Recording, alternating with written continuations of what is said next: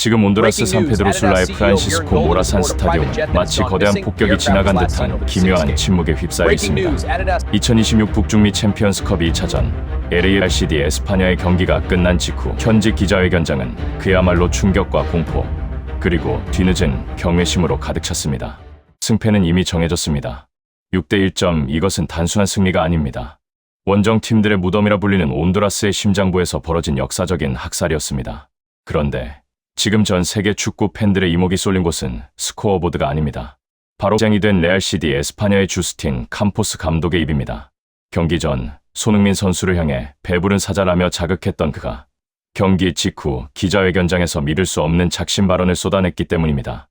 그의 목소리는 떨리고 있었고 눈동자는 초점을 잃은 듯했습니다. 도대체 90분, 아니 손흥민 선수가 그라운드를 지배했던 그 62분 동안 무슨 일이 벌어졌던 것일까요? 오늘 영상에서는 단 한 번의 슈팅으로 경기를 끝내버린 손흥민 선수의 신션의 효율, 그리고 조롱하던 적장마저 고개를 숙이게 만든 압도적인 축구 도사의 품격을 낱낱이 파헤쳐 드리겠습니다. 지금부터 전설이 쓰인 그 뜨거운 현장으로 들어갑니다. 시간을 경기 시작 전으로 되돌려보겠습니다. 현지 시간으로 18일 오후 12시, 온두라스의 태양은 그야말로 살인적이었습니다. 섭씨 35도를 웃도는 기온, 숨을 들이마실 때마다 폐부를 찌르는 90%의 습도. 이곳은 원정팀에게 지옥이나 다름없었습니다. 게다가 레알 에스파냐의 홈팬들은 경기 시작 전부터 LAFC 선수단을 향해 거친 야유와 욕설을 퍼붓고 있었습니다. 경기 초반, 홈팀의 기세는 매서웠습니다. 그들은 손흥민 선수가 공을 잡을 때마다 거친 태클을 시도했고 6탄 방어로 그를 둘러쌌습니다. 하지만 그들은 간과하고 있었습니다. 그들이 상대하고 있는 선수가 10년 넘게 프리미어리그 하는 정글에서 살아남은 맹수라는 사실 말입니다. 전반 11분, 첫 번째 마법이 시작되었습니다. 수비 진영에서 볼을 잡은 손흥민 선수는 전방을 향해 달리기 시작했습니다. 그런데 우리가 알던 그 폭발적인 치달과는 조금 달랐습니다. 무작정 속도만 높이는 것이 아니라 상대 수비수의 무게중심을 완전히 무너뜨리는 리듬감 있는 드리블이었습니다. 순식간에 수비 라인을 허문 그는 쇄도하던 동료에게 차로 잰 듯한 스루 패스를 찔러 넣었습니다. 시즌 첫 도움, 그것은 서막에 불과했습니다. 그리고 전반 22분, 이 경기의 하이라이트이자 유일한 슈팅 장면이 나옵니다. 동료 부안가가 얻어낸 페널티킥. 키커로 나선 손흥민 선수의 표정을 보셨습니까? 6만 관중의 야유가 쏟아지는 그 순간, 그는 마치 텅 빈 훈련장에 있는 것처럼 차분했습니다. 심판의 휘슬이 울리고 짧은 도움 닫기 후 그의 오른발을 떠난 공은 골문 왼쪽 하단을 정확히 꿰뚫었습니다. 단 한 번, 손흥민 선수가 이 경기에서 기록한 슈팅은 오직 이 페널티킥 하나였습니다. 하지만 이것은 시작에 불과했습니다. 득점의 여운이 채 가시기도 전인 전반 24분, 그리고 전반 39분.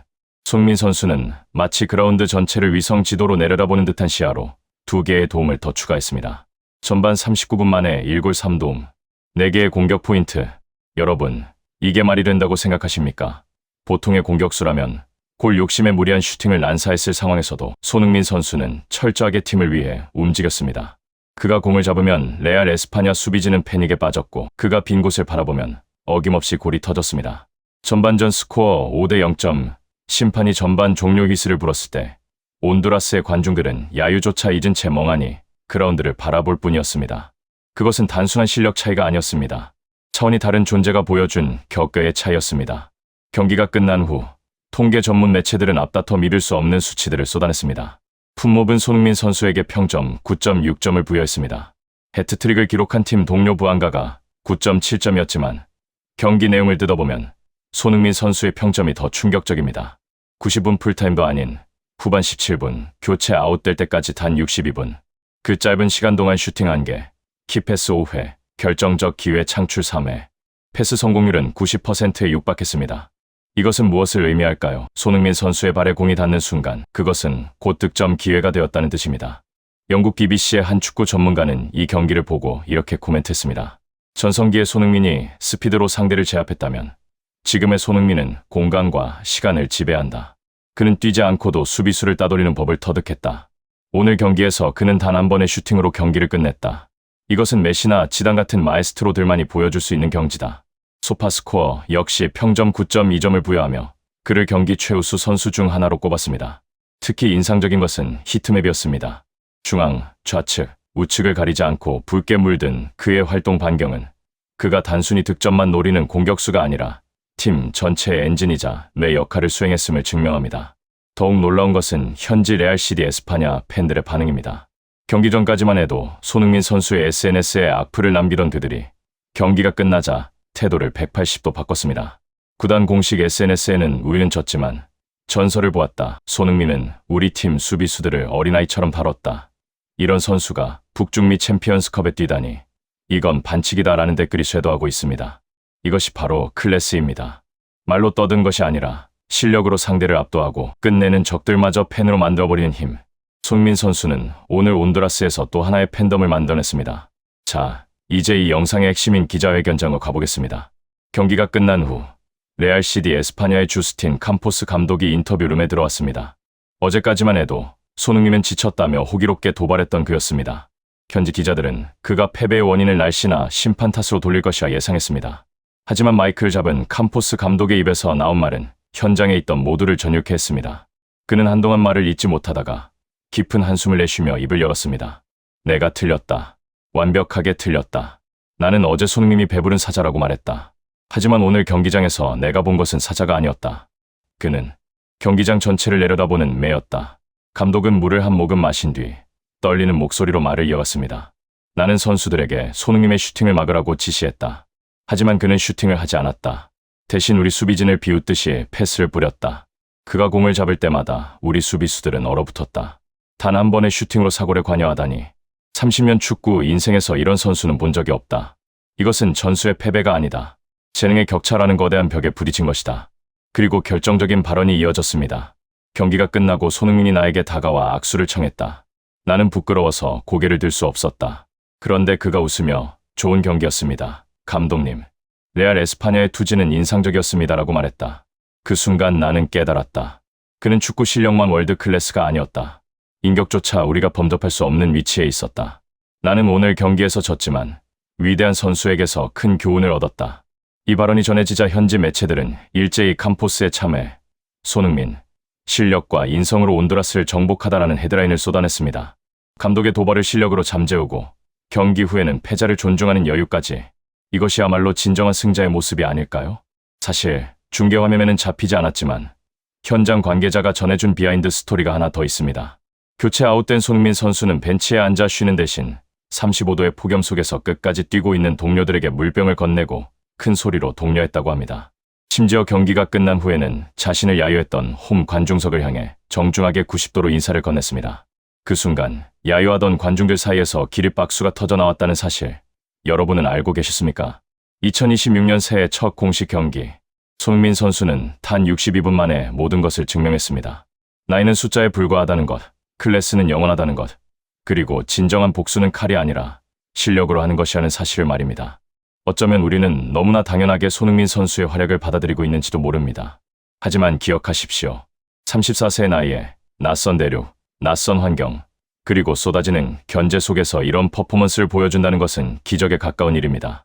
오늘 손흥민 선수가 보여준 이 슈팅 4 공격 포인트의 마법은 그가 이제 더 이상 자신이 빛나는 것에 집착하지 않는다는 것을 보여줍니다. 그는 동료를 빛내고 팀을 승리하게 만드는 진정한 리더의 길을 걷고 있습니다. 경기장을 빠져나가며 카메라를 향해 찰칵 세리머니를 날리는 그의 미소에서 우리는 안도감과 자부심을 동시에 느낍니다. 레알 CD 에스파냐 감독의 말처럼 그는 우리가 생각하는 것보다 훨씬 더 위대한 존재일지도 모릅니다. 오는 22일 LAFC는 인터 마이애미와의 리그 개막전을 앞두고 있습니다. 축구의 신 리오넬 메시가 있는 바로 그 팀입니다. 오늘 예열을 마친 손흥민 선수가 과연 메시 앞에서는 또 어떤 기적을 보여줄지 벌써 심장이 뜁니다. 여러분은 오늘 손흥민 선수의 활약 중 어떤 장면이 가장 인상 깊으셨나요? 단 한 번의 슈팅으로 만들어낸 페널티킥 골인가요? 아니면 수비진을 농락한 세계의 도움인가요? 여러분의 벅찬 감동을 댓글로 남겨주세요. 지금 미국 워싱턴 정가가 발칵 뒤집혔습니다. 이것은 단순한 스포츠 뉴스가 아닙니다. 미국의 심장부, 법과 역사가 살아 숨 쉬는 국회의사당 내셔널 스태추어리 홀의 200년 철칙이 흔들리고 있기 때문입니다. 미국 역사상 가장 보수적이고 가장 폐쇄적이라 불리는 공화당 의원들마저 입을 모아 그러면 인정할 수밖에 없다며 찬성표를 던지고 있는 이 믿기 힘든 상황. 도대체 무슨 일이 벌어지고 있는 걸까요?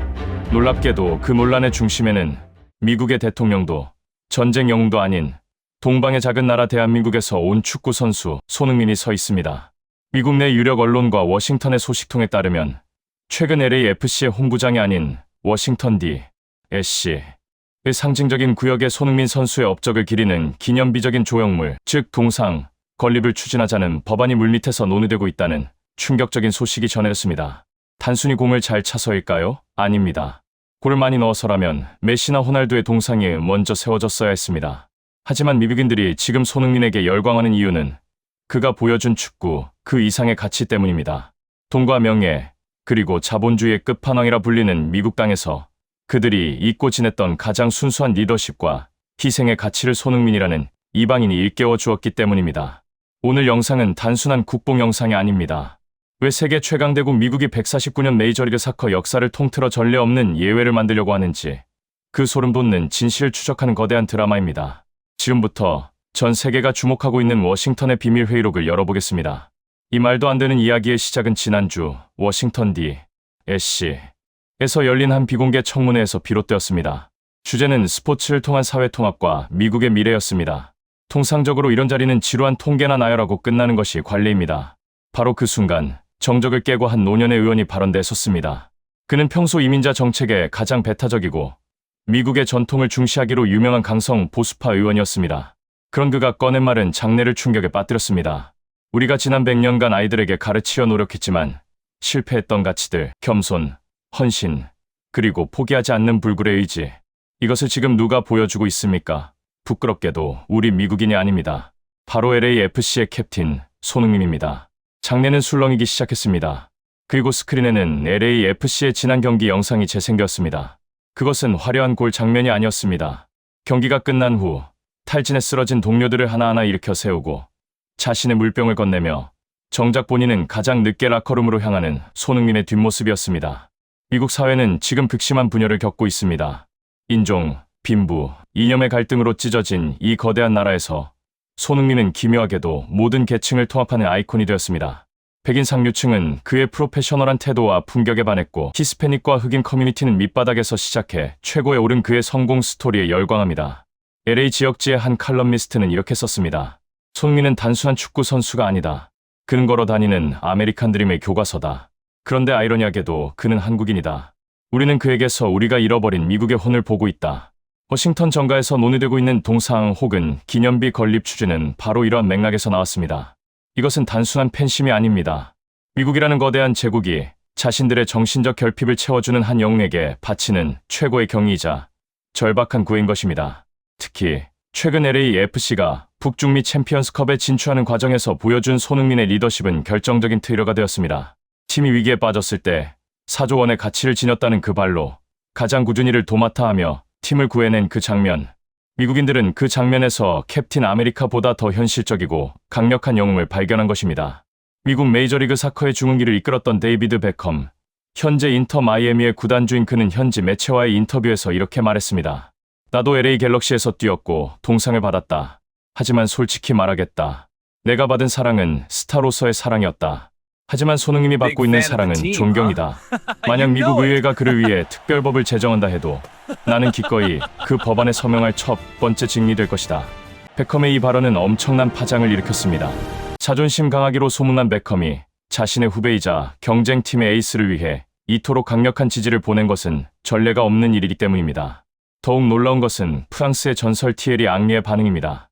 그는 평소 냉철한 분석으로 유명하지만 손흥민의 동상 건립 이슈에 대해서는 감정을 숨기지 않았습니다. 워싱턴에 동상을 세운다고? 나는 찬성한다. 왜냐하면 손흥민은 축구라는 스포츠가 전쟁이 아니라 예술이자 감동이 될 수 있음을 증명했기 때문이다. 그의 미소, 그리고 그의 눈물은 국경을 넘어 모든 인간의 심장을 건드린다. 이것은 외교관 100명이 10년 동안 할 일을 혼자 해낸 것과 같다. 명백히 이것은 과장이 아닙니다. 실제 데이터가 그것을 증명합니다. 손흥민 선수가 LAFC로 이적한 이후 미국 내 유소년 축구 등록률은 전년 대비 300% 이상 폭증했습니다. 특히 아시아계 이민자 가정뿐만 아니라 백인과 흑인 가정의 아이들이 등 뒤에 SON이라는 이름을 새기고 잔디밭을 뛰어다닙니다. 경제적 효과는 더 놀랍습니다. 워싱턴 포스트의 분석에 따르면 손흥민 선수가 창출하는 경제적 파급 효과, 이른바 소니코노미는 연간 2조 원에 달한다고 합니다. 하지만 의회에서 주목한 것은 돈이 아닙니다. 한 공화당 상원 의원은 사석에서 이렇게 털어놓았다고 합니다. 내 손자는 정치를 혐오한다.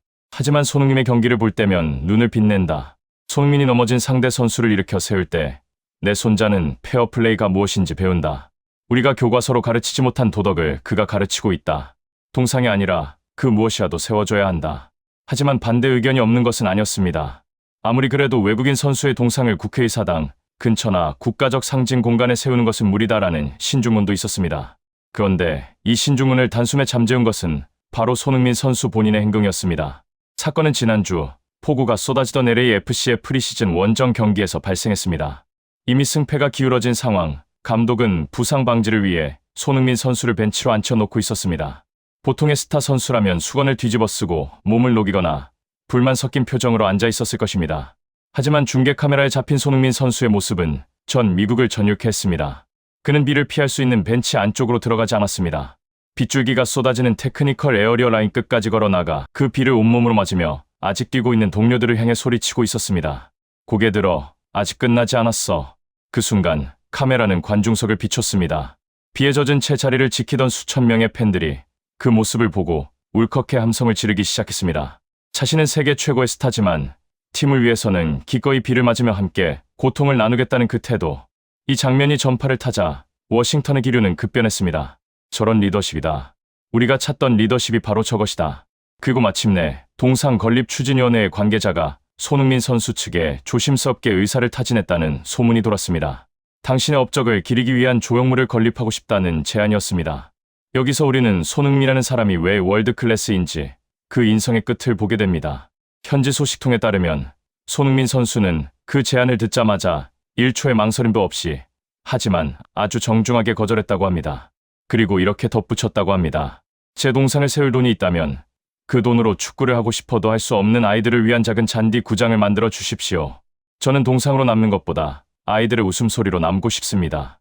이 거절의 메시지가 전해지자 역설적으로 동상 건립 여론은 더욱 들끓었습니다.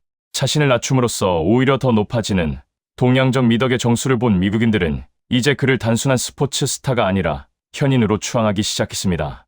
미국 보수층이 그토록 손흥민을 인정하는 이유가 바로 여기에 있습니다. 자신의 성취를 과시하지 않고 공동체를 위해 헌신하며 부와 명예보다 사람을 먼저 생각하는 태도. 이것은 미국이 건국 초기부터 가장 숭상해왔지만 자본주의의 탐욕 속에 잃어버렸던 청교도적 정신과 맞닿아 있었기 때문입니다. 결국 동상 건립은 보류될지 모릅니다.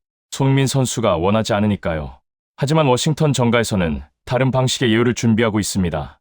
바로 손흥민의 날 제정이나 그의 이름을 딴 청소년 재단 설립 지원 등 국가 차원의 예우를 검토하고 있다는 것입니다. 미국 국회의 사당의 도움은 높고 거대합니다.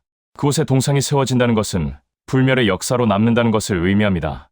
하지만 손흥민 선수는 차가운 청동상이 되기를 거부했습니다. 대신 그는 뜨거운 심장을 가진 사람으로 우리 곁에 남기를 선택했습니다. 어쩌면 이것이 더 위대한 결말일지도 모릅니다. 동상은 세월이 지나면 녹슬고 부식되지만 사람들의 마음속에 새겨진 존경심은 영원히 빛나기 때문입니다. 지금 우리는 목격하고 있습니다. 한국의 작은 소년이 어떻게 세계를 정복하고 어떻게 가장 강력한 나라의 심장부를 감동으로 녹여냈는지 말입니다. 149년 메이저리그 사커 역사상, 아니 미국 스포츠 역사상 이토록 짧은 시간에 이토록 깊은 울림을 준 선수는 없었습니다. 미국 의회가 만장일치로 그를 인정하려 했던 것은 그가 공을 잘 차서가 아닙니다. 그가 보여준 인간의 품격이 국경과 인종, 이념을 넘어 모두를 하나로 만들었기 때문입니다. 우리는 지금 손흥민이라는 위대한 시대와 함께 호흡하고 있습니다. 이것은 우리 생에 다시 없을 행운이자 축복입니다. 훗날 역사는 기록할 것입니다. 2026년 미국 워싱턴이 사랑했던 그리고 전 세계가 존경했던 단 하나의 캡틴이 있었다고.